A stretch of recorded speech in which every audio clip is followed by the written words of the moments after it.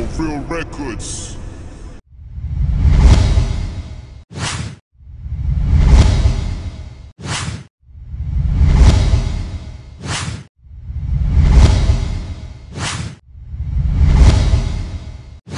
For real records.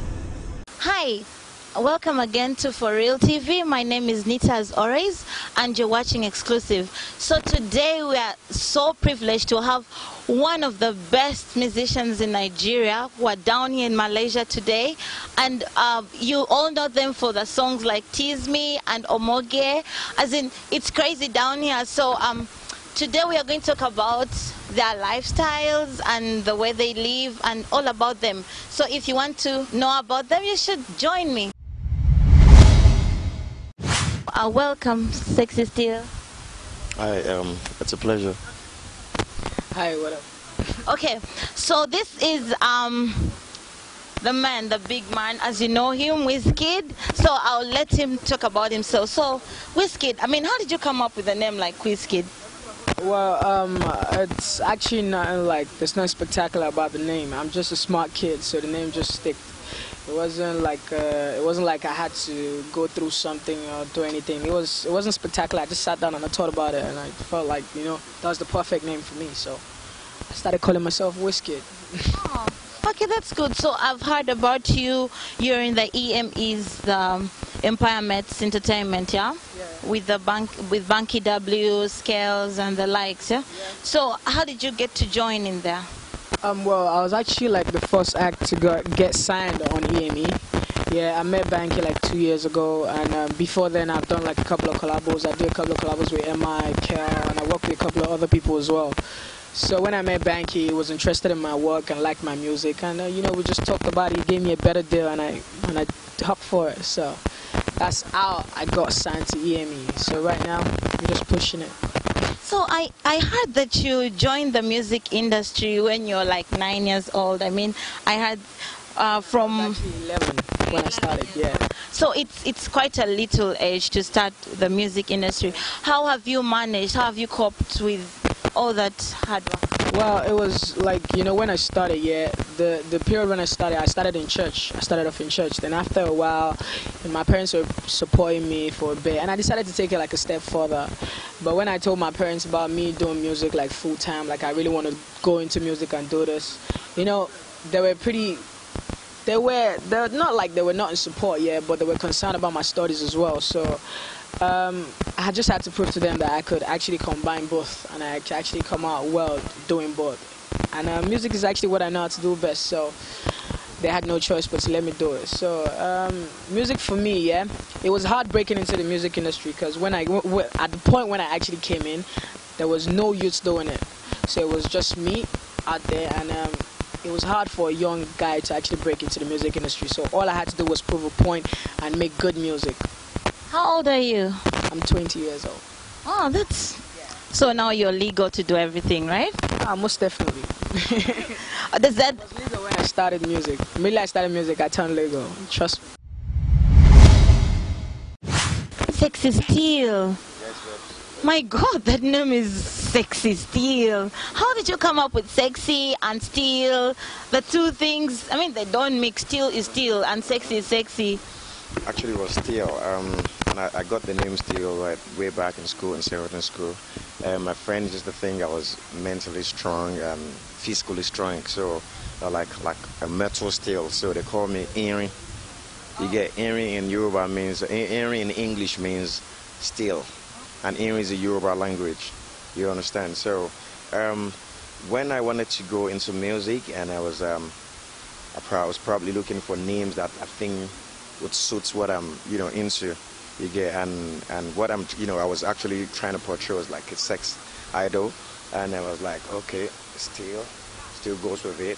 I get myself Steel, but later I think ladies think, they all think, oh, I'm sexy, and anytime they call my name, like when I say Steel, they're like, oh, he's so sexy and all that, and so that's where, you know, the Sexy Steel came about. Okay, clearly, because I can see you dress according to your name. I mean, with the bare chest and all. Yeah. So how? I mean, I saw your performance days ago, and you had this in green. Yeah. So that means this is your trademark. I mean, the bear shirt. Actually, this is my trademark, and it's still courtesy of me. Needles and Stitches, my clothing line. So you know, if you're into music, you have to be known for something.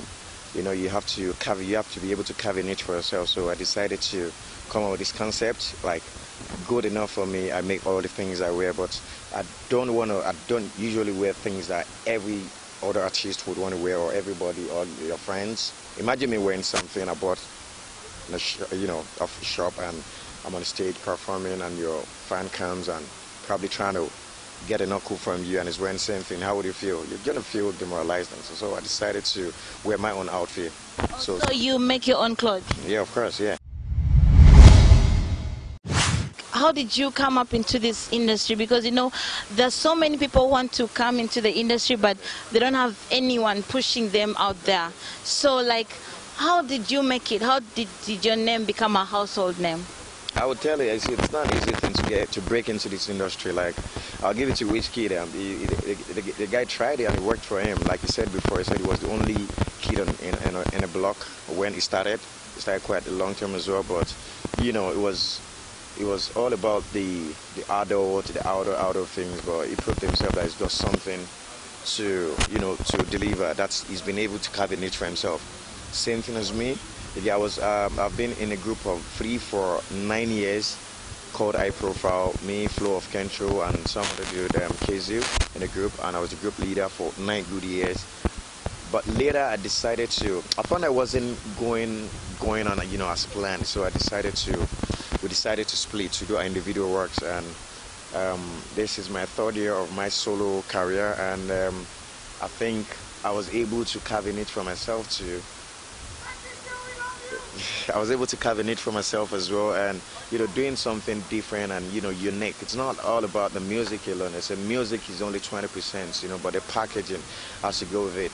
The music should be 20%, packaging 80%, and the swag you get. The lot of talented artists down there in Nigeria, well, more than 1 million in Lagos, you get. But for you to be known, you have to do something very, very unique and spectacular, and that is what I've tried to do, and it's actually working for me. Let me ask you guys, so who brought you here to Malaysia? I think we all know that. Stronghold Entertainment. And, that's my main man, Musti. He's my chairman, yeah? He's bigger than me, you understand? It's very, very big. So I wish I had his height and stature, because I'm able to oppress people. But, Stronghold Entertainment brought us here to Malaysia, and I'm loving it. I'm loving every bit of it. Oh, tell me, are you single? Well, I'm sure everyone wants to know. Well, I think everyone knows that already. This kid is very single. Oh, are you browsing? Right about now, I'm just working on my album, and if the right lady comes through, yeah. You are all about the sexy, yeah? Clearly, I mean, the way you dress, the way your name, I mean, I would love to know if you're single. I'll say I'm hooked. I'm hooked up. You have a girlfriend? Yeah, I do. Oh, that is sweet. For how long have you been dating? For ages, babes. For ages. For ages. How old are you? I don't want to know. Who is your role model? Regardless, Africa, the Americans, is your role model? Well, first of all, I would say Banky is kind of like a role model for me, because trust me, he has influenced my kind of music a lot. Like every time I get into the studio, I record a new song, I listen to the way it goes. Oh, why don't you change this? Not like it's saying I should change it if I don't feel comfortable with it, but it's like at some point, it's kind of influenced my music, and it's a role model for me, like a big role model for me. And as well, I look up to a lot of people in Africa. I look up to the band, Two-Face. I'm a big Two-Face fan. Everybody knows that. Two-Face, I'm a big Two-Face fan. That's like my godfather. Fulfill Records.